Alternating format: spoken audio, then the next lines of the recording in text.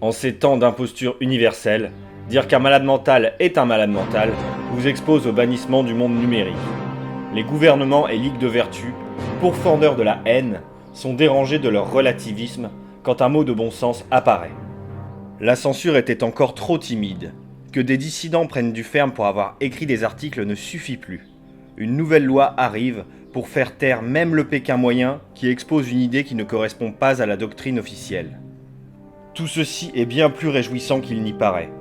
L'État, ce monstre froid, qu'on appelle la République, brillant de suffisance et se croyant l'alpha et l'oméga des régimes politiques, commence à prendre peur. Peur qu'on ne croit plus ces mensonges qui se succèdent comme les passes d'une putain vérolée. Sauf que c'est nous qui payons ces passes et ces tours de passe-passe.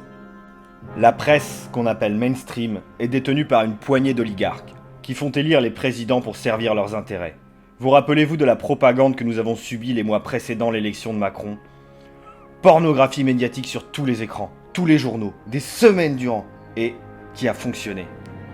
Ces mêmes médias sont pour la plupart déficitaires, sous perfusion de millions d'euros de subventions qui sortent de vos poches, vous disent sans arrêt quoi penser et vous font la morale.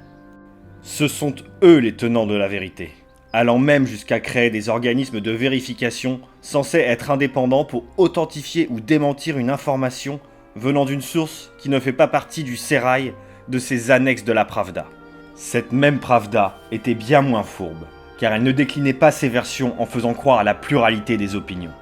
Ils disent tous la même chose, mais avec un ton différent. S'ils disaient autre chose, ils seraient voués aux gémonies.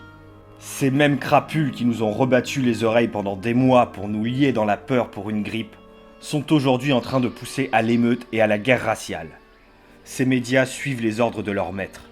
Et ce ne sont pas les fantoches de la caste politique, qui ne sont que des exécutants. Ce sont de petits groupes aux intérêts messianiques précis, qui veulent faire du monde une réserve d'esclaves, travaillant sans relâche pendant qu'ils comptent leurs billets, s'abrutissant de plaisirs toujours plus vulgaires, alors que des scientifiques cherchent une solution pour qu'ils puissent vivre éternellement. Au final, la loi Avia n'est qu'un petit levier de plus, presque inutile. Cette grosse grippe était l'occasion d'un test d'ingénierie sociale à grande échelle.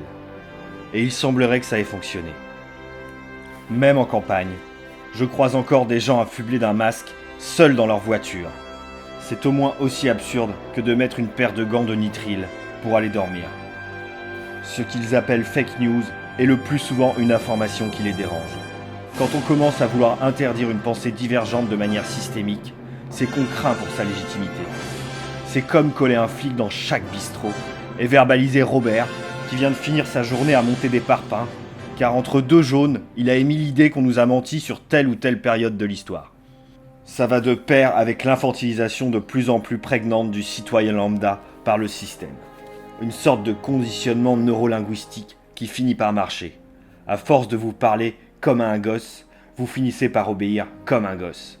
Des injonctions de la pub aux injonctions du système. Vous servez sans réfléchir et il ne vous viendrait pas à l'idée de la remettre en cause. Une expérience de 1000 grammes à l'échelle du pays. Mais un enfant, pour grandir, a besoin de réfléchir par lui-même. Il vaut mieux déglutir une connerie de temps en temps que d'avaler leur purée industrielle. Tout ce qui nous est indiqué par la méga machine comme faux mérite qu'on s'y intéresse. Perdre du temps à fouiller sur le net ou dans les livres plutôt que de se taper un article de Libération est salutaire. Le triptyque de la devise française pourrait être remplacé par celui de 1984. La paix, c'est la guerre, la liberté, c'est l'esclavage, l'ignorance, c'est la force. Enfin, si on continue à avaler la myriade de mensonges qu'on nous sert chaque jour, mais si on arrêtait de la manger, comme nous vivons dans un système d'offres et de demandes, ils arrêteraient de nous la servir. Il est temps que l'homme se fixe à lui-même son but. Il est temps que l'homme plante le germe de sa plus haute espérance. Maintenant, son sol est encore assez riche. Mais ce sol, un jour, sera pauvre et stérile. Et plus aucun grand arbre ne pourra y croître.